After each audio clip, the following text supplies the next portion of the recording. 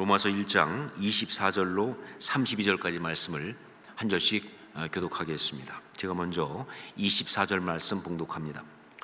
그러므로 하나님께서 그들을 마음의 정욕대로 더러움에 내버려 두사 그들의 몸을 서로 욕되게 하게 하셨으니 이는 그들이 하나님의 진리를 거짓 것으로 바꾸어 피조물을 조물주보다 더 경배하고 섬김이라.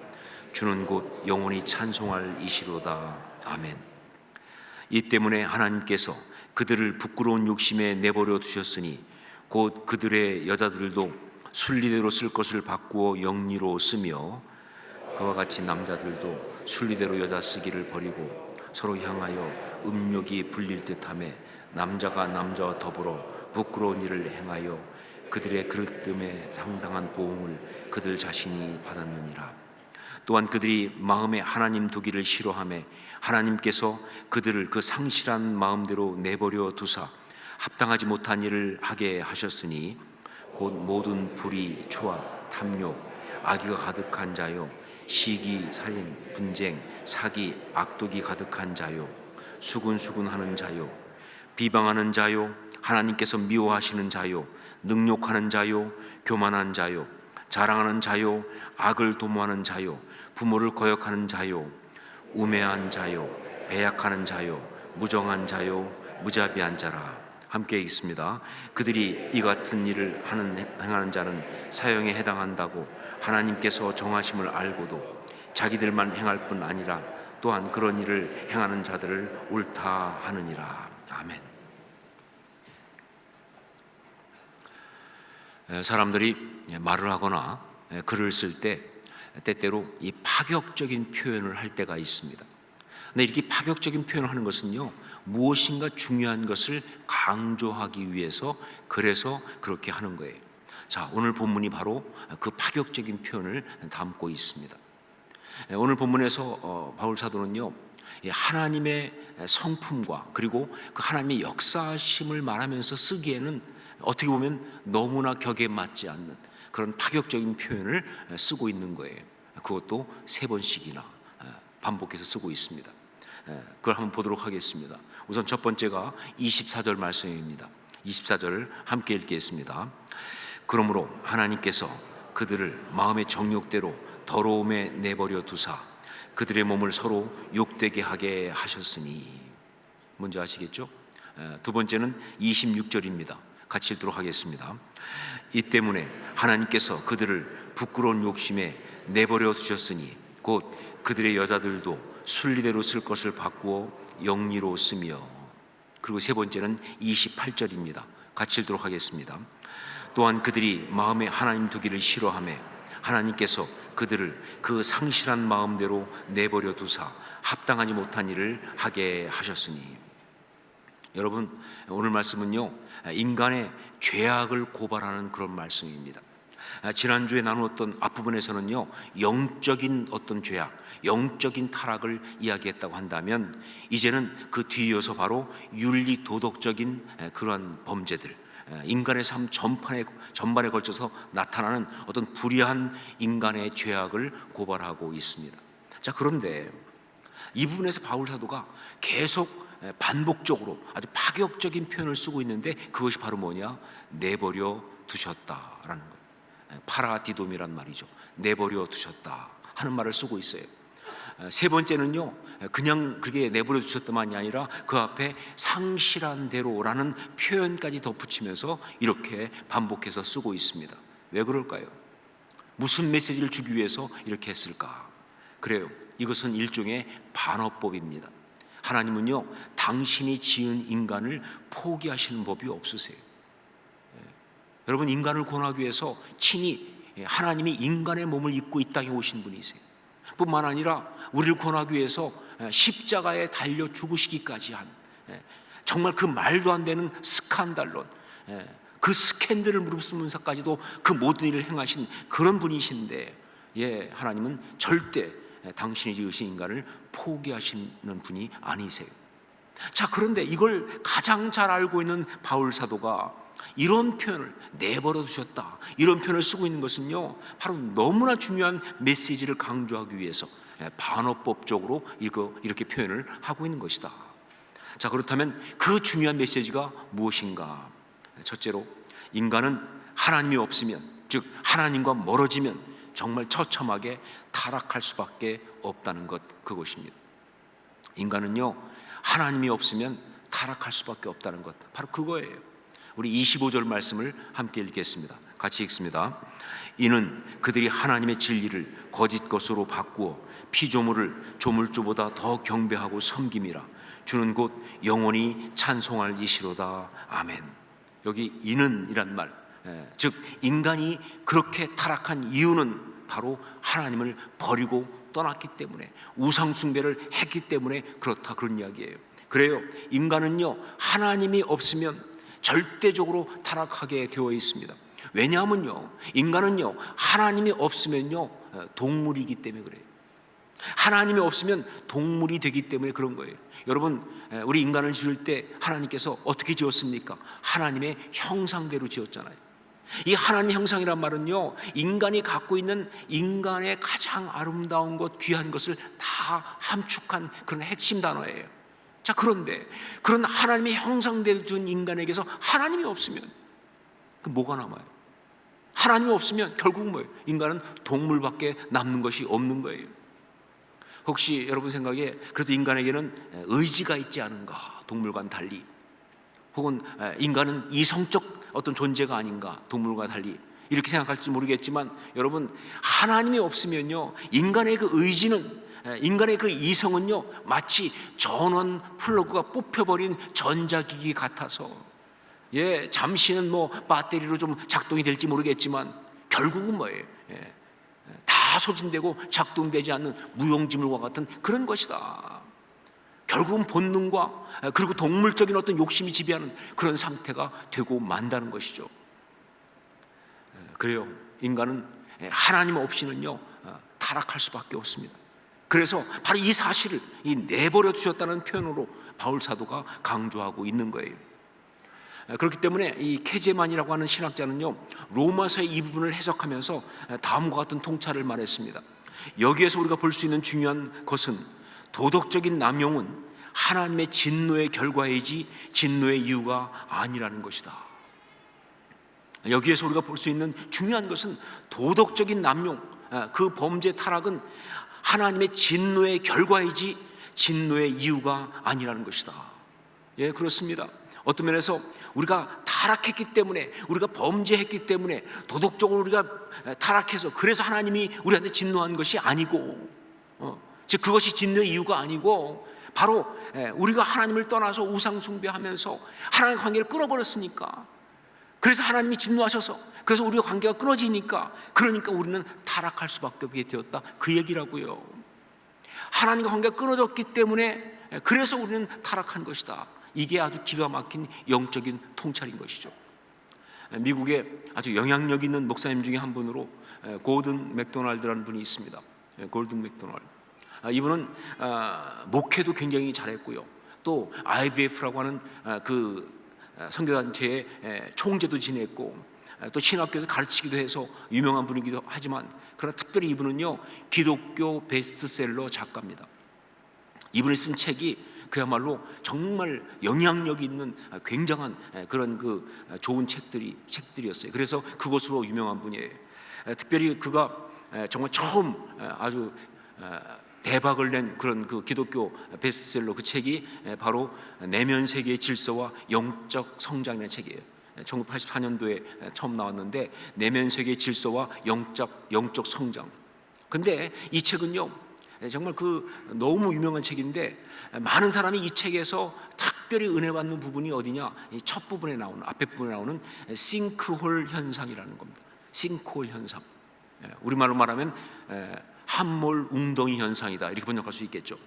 이게 무슨 얘기냐면요, 그 책에 이렇게 나옵니다. 이 플로리다 같은 데서는 여름 같을 때 물을 갖다가 지하수를 많이 이렇게 뽑아내게 된다는 거예요. 그러면 지하수를 막 뽑아내게 되면요 이 땅 밑에 커다란 구멍이 생기는 거예요. 어떤 그런 텅 빈 공간이 생기는 거예요, 지하수를 뽑으니까. 그런데 겉으로 볼 때 멀쩡해요. 근데 밑에는 커다란 공간이 생기는데, 그러다 보니까 어느 날 갑자기 이 땅이 내려앉는 거예요.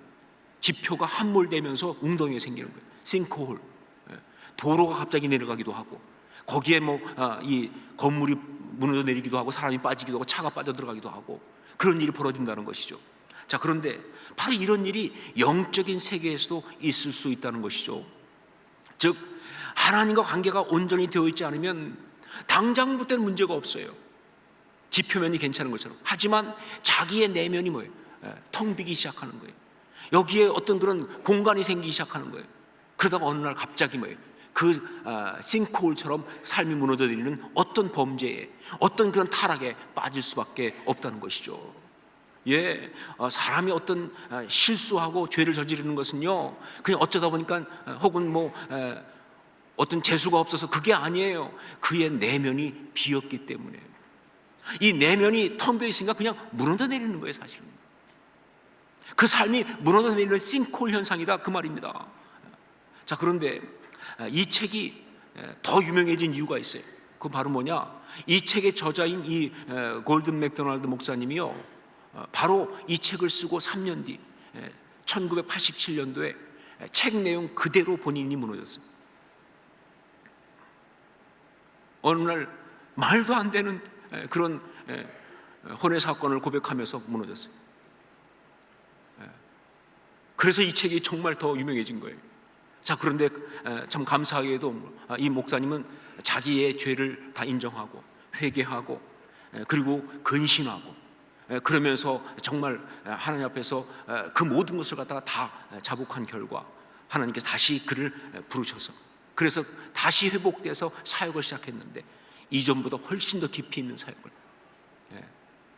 무너진 내면을 회복하라 책까지 나올 정도로 정말 그렇게 사역을 잘 감당하게 돼서, 그래서 이 책이 참된 복음 신앙의 이야기로 계속 남아있을 수가 있었던 것이죠. 여러분, 그렇습니다. 하나님과의 관계가 끊어지면요, 인간은 타락할 수밖에 없습니다. 그러면서 어느 날 그야말로 무너져 내리는 거예요. 사도 바울이 내버려 두셨다라고 하는, 하나님에게는 좀처럼 사용하기 어려운 이 표현을 사용하면서 바로 이 메시지를 아주 강력하게 우리에게 주고 있는 것이죠. 두 번째, 또 하나의 메시지, 인간이 죄 가운데 빠지고 타락할 때 우리 하나님의 마음이 그만큼 아프시다는 것을 강조해서 말하고 있는 것입니다. 인간이 죄 가운데 빠지고 타락할 때 우리 하나님의 마음이 그만큼 아프시다는 것, 그것을 이야기하고 있어요. 자, 내버려 두셨다. 여러분, 이 표현에서 어떤 느낌을 받습니까? 내버려 두셨다. 어떤 느낌이 제일 먼저 오세요? 제일 먼저 딱 들어오는 것은 아마 삐졌다, 이게 들어올 거예요. 그렇죠? 삐졌다. 하지만 하나님은 삐지실 수가 없죠. 그렇죠? 삐지는 거야 우리 전공이지, 하나님이 삐지시겠어요, 그렇게 저급하게. 하지만 그 느낌이 아주 틀린 건 아니다. 하나님은 삐지신 것은 아니지만, 그러나 하나님이 정말 지금 마음이 아프신 것은 맞습니다. 속상하고 안타깝고 정말 한탄스러운 거예요. 창세기 6장 보면요, 노아 홍수가 있기 이전에 인간이 범죄하고 타락했을 때 그때 하나님께서 한탄하셨다라는 표현이 나와요. 6장 6절에. 그런데 이 한탄하셨다라고 하는 이 말, 이것은 히브리어로 나함이란 말입니다. 자, 그런데 이 나함이란 말은요, 어떤 뜻이냐? 강하게 한숨을 쉬는 걸 말합니다. 아주 강하게 한숨을 쉬는 것. 그러니까 너무 속상해서, 너무 안타까워서, 정말 너무 비통해 하시는, 바로 그게 나함이에요. 바로 그 한탄하시는 하나님의 그 마음이 그대로 담긴 것이 바로 여기 내버려 두셨다는 그 표현입니다. 저도 목회하면서 또 살아가면서 제가 사랑하는 사람들이 정말 제 마음을 아프게 하고 막 저한테 실망스럽게 행동할 때, 그때 종종 혼잣말로 혹은 제 아내하고 둘이 있을 때 제 아내 앞에서 이렇게 말할 때가 있어요. 내버려둬, 그냥 알아서 살라고 그래.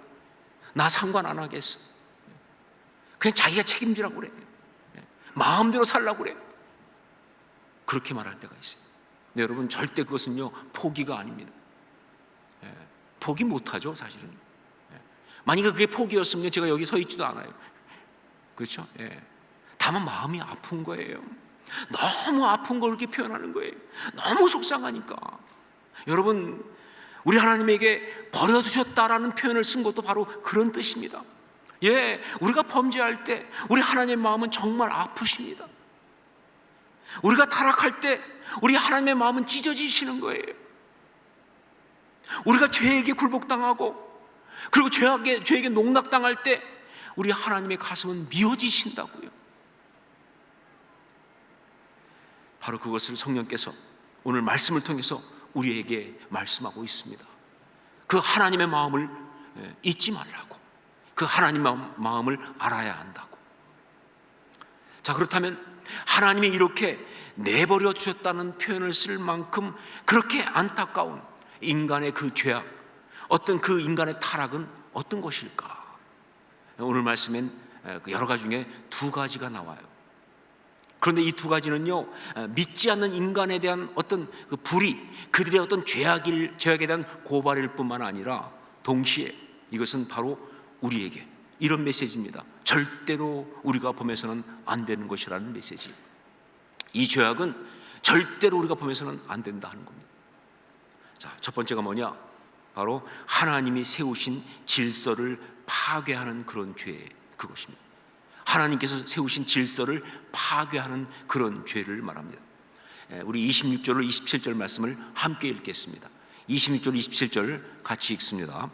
이 때문에 하나님께서 그들을 부끄러운 욕심에 내버려 두셨으니 곧 그들의 여자들도 순리대로 쓸 것을 바꾸어 영리로 쓰며 그와 같이 남자들도 순리대로 여자 쓰기를 버리고 서로 향하여 음욕이 불릴 듯하며 남자가 남자와 더불어 부끄러운 일을 행하여 그들의 그릇 때문에 상당한 보응을 그들 자신이 받았느니라. 여러분, 이거는요 어떻게 해석해도 동성애에 대한 그런 고발입니다. 우리가 아는 것처럼 로마 제국은요 정말 동성애가 판을 치고 있었습니다. 그리고 이것은 로마의 타락의 상징이었어요. 그리고 로마의 멸망의 이유이기도 했고요. 그 당시 동성애가 얼마나 성행했는지 그걸 보여주는 하나의 이야기가 있습니다. 뭐냐면요, 로마의 그 황제 중에서 아주 폭군으로 유명한 사람이 네로 황제 아닙니까? 네로 황제. 자, 그런데 이 네로는요 정말 유명하죠. 자기 어머니를 죽이고 자기를 황제 만들어준 어머니를 죽이고 그 다음에 자기 부인까지도 처치해버리고 그리고 막 그냥 하여간 포퓰리즘 가지고 사람들한테 막 하면서 굉장히 아주 어떤 그런 폭정을 일삼았어요. 그 중에 가장 결정적인 것 중에 하나가 로마에 엄청난 화재가 났잖아요. 일설에 의하면 그것도 네로가 불을 질렀다는 소리가 있지만, 그리고 나서 그 화재가 나는 것 때문에 민심이 흉흉해지니까 이걸 갖다가 기독교인들한테 뒤집어 씌웠잖아. 그래서 로마의 기독교인들이 어마어마하게 핍박을 당하게 됩니다.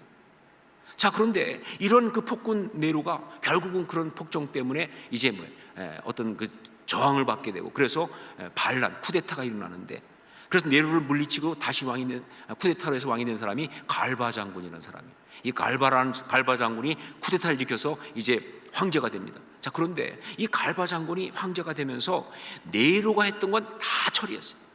폭군 네로니까 그건 다 정리했는데 딱 한 가지만 그대로 이어봤습니다. 그게 바로 뭐냐? 네로의 동성애 파트너는 자기 파트너로 받아요. 이게 로마예요. 로마는 그런 나라였다. 자, 그런데 여기서 오늘 말씀에서 이렇게 특별히 동성애를 말하는 것은요, 이 동성애 한 가지만 말하고 있는 것이 아니라 바로 이것이 인간이 저지른 불의함의 가장 대표적인 것이어서 그래서 하고 있는 거예요. 그런데 이 동성애라는 대표를 통해서 말하고 있는 그 불의함은 바로 뭐냐? 그건 바로 하나님이 세우신 질서를 파괴하는, 즉 선을 넘어가는 죄를 이야기하고 있는 것입니다. 그렇습니다. 죄는 바로 뭐냐? 선을 넘어가는 거예요. 즉 금을 밟는 거예요. 그래서 헬라어로 죄를 말할 때 파라바시스란 말을 씁니다. 금을 밟다, 파라바시스, 넘어서는 안 되는 선을 넘어가는 것, 이게 바로 죄예요. 여러분, 그렇습니다. 하나님께 세우신 질서가 있어요. 그런데 그 질서, 그 선을 파괴하고 넘어가는 것, 이건 죄인 거예요. 이건 불의인 거예요. 바로 그래서 결혼한 사람이 외도하는 게 그게 심각한 죄가 되는 거예요. 단지 그냥 뭐 배우자에게 상처를 주어서 그 정도만이 아니라 하나님이 세우신 이 가정이라는 울타리, 이 질서를 깨니까, 이 선을 넘어가는 거니까 이건 굉장히 심각한 죄가 되는 것이다. 바로 그런 면에서 그것보다 훨씬 더 심각한 죄가 뭐냐? 동성애예요. 이것은요, 하나님의 창조 질서를 근본으로부터 파괴하는 바로 그런 것이기 때문에 그렇습니다.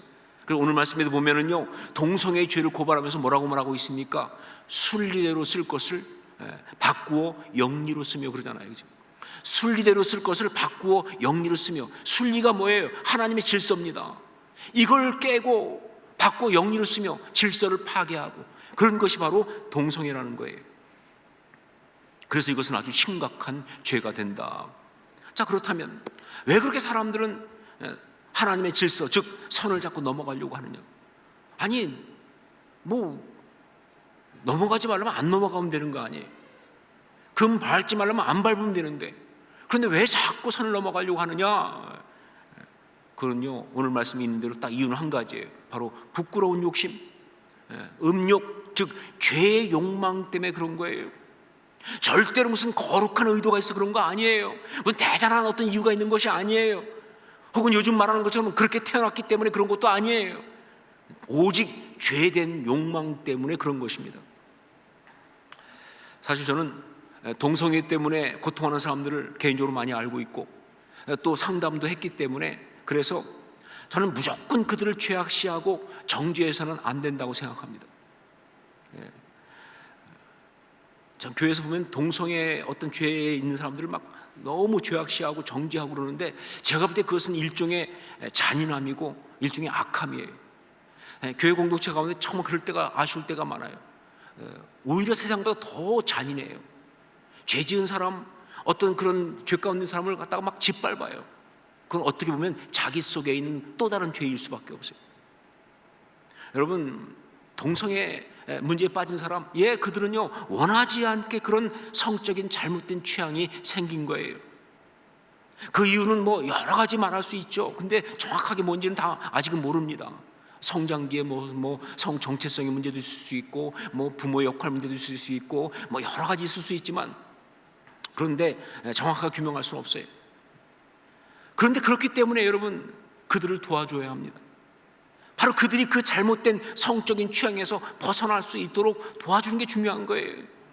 그들은 그냥 아픈 거예요. 정확히 말하면요, 아프니까 고쳐줘야죠. 낫게 해줘야죠. 이게 중요한 거예요. 자, 그런데 그 도와준다는 것이 지금 우리나라도 지금 하려고 하고 있는, 지금 세상이 하고 있는 것처럼 법을 바꾸고 하나님의 질서를 뒤흔들어 놓으면서 인정해 주는 것은 절대로 아니다.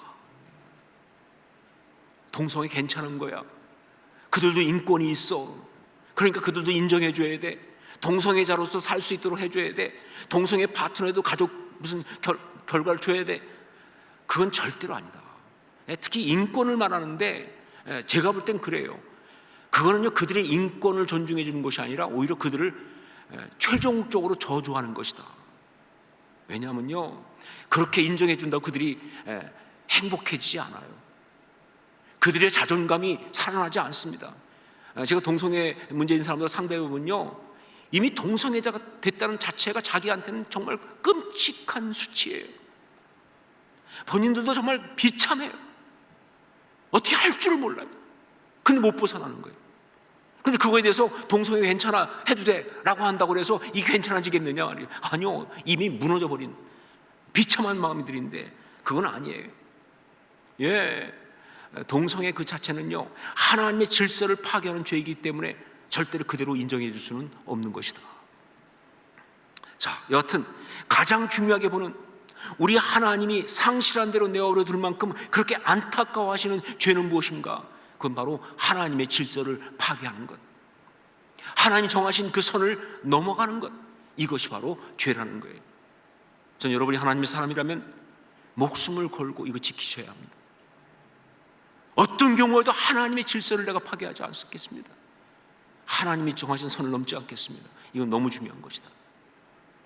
두 번째, 또 한 가지, 어떤 죄인가? 하나님의 성품에 어긋나고 반대가 되는 그런 불의함을 말하는 거예요. 어떤 죄이냐? 하나님의 성품에 어긋나고 반대가 되는 그런 불의함을 이야기하는 것이다. 우리 28절로 31절 함께 읽도록 하겠습니다. 좀 긴 말씀이지만 중간에 끊을 수가 없어요. 그래서 다 읽을 수밖에 없습니다. 28절 31절 함께 읽겠습니다.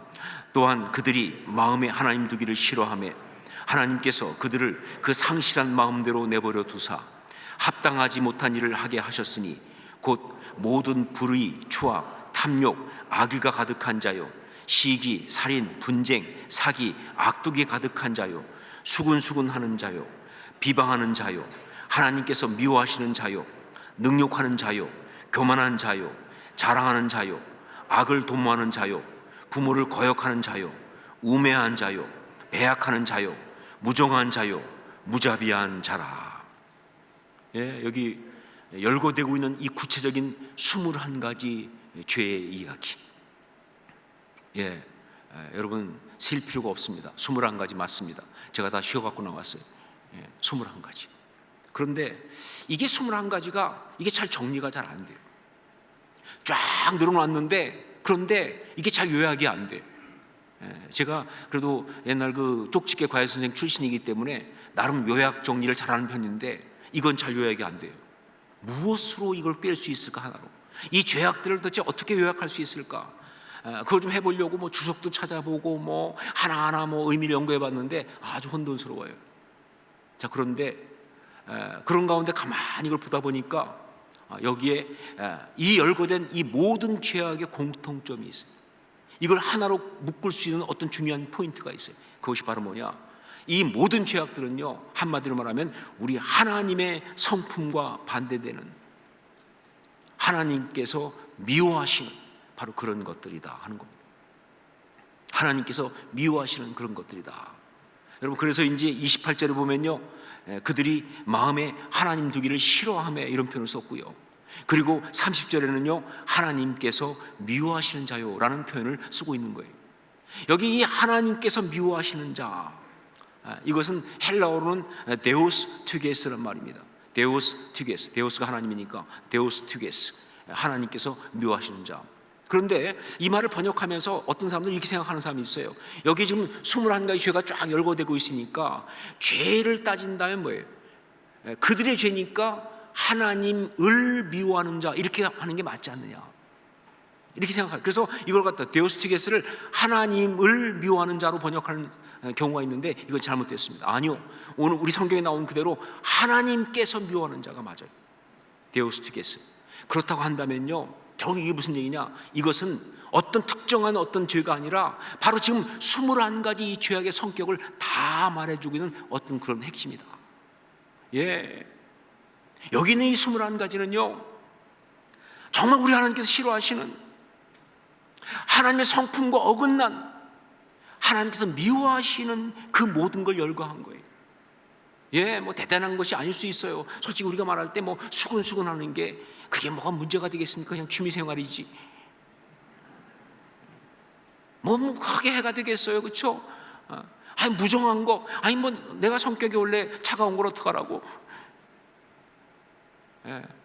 뭐 무슨 배약한다, 약속 어길 수 있는 거 아니냐 말이에요. 근데 성경은 말합니다. 그거 다 하나님이 싫어하시는 것들이에요. 하나님이 싫어하시는 것이라고 한다면 그건 죄라는 거예요. 그건 안 된다는 겁니다. 하나님이 싫어하시는 것, 하나님께서 미워하시는 것들이에요. 그것이 어떤 취미생활이든, 그게 어떤 그런 언어 습관이든, 그게 그냥 갖고 있는 생각이든, 그게 형성된 어떤 성격 스타일이든, 그것이 어떤 그런 활동하는 것이든, 뭐 심각한 것이 아닌 상관없이 하나님께서 미워하시는 것이다. 그건 죄라는 거예요. 여러분, 하나님의 사람은요, 아니 하나님이 지으신 사람은요, 지어지는 순간부터 하나의 중요한 기준이 주어집니다. 그게 바로 뭐냐? 하나님이 보시기에 심히 좋았더라, 그거예요. 처음 지으실 때부터 주신 기준이 뭐예요? 하나님이 보시기에 심히 좋았더라. 맞아요. 어떤 삶을 살든 간에 하나님이 보시기에 참 좋은 삶을 살면 그건 정말 잘 살고 있는 거예요. 그렇게 살아야 하는 거예요. 그게 하나님이 지으신 사람들의 삶의 모습이에요. 자, 그런데 그게 아니라 하나님이 정말 미워하신, 너 어떻게 그러냐? 너 어떻게 그런 생각을 하고 사냐? 너 어떻게 그런 식으로 말하냐? 저는 알아요. 정말 저도 리더십으로서 그걸 경험하니까 어떤 경우 보면요, 진짜 밥맛 없는 스타일이 있어요. 정말 짜증나는 사람이 있어요. 싫어, 저런 인간은 싫어 싶은 사람이 있어요. 하나님이 보실 때도 그런 게 있다는 것이죠. 그건 안 된다. 그건 죄다.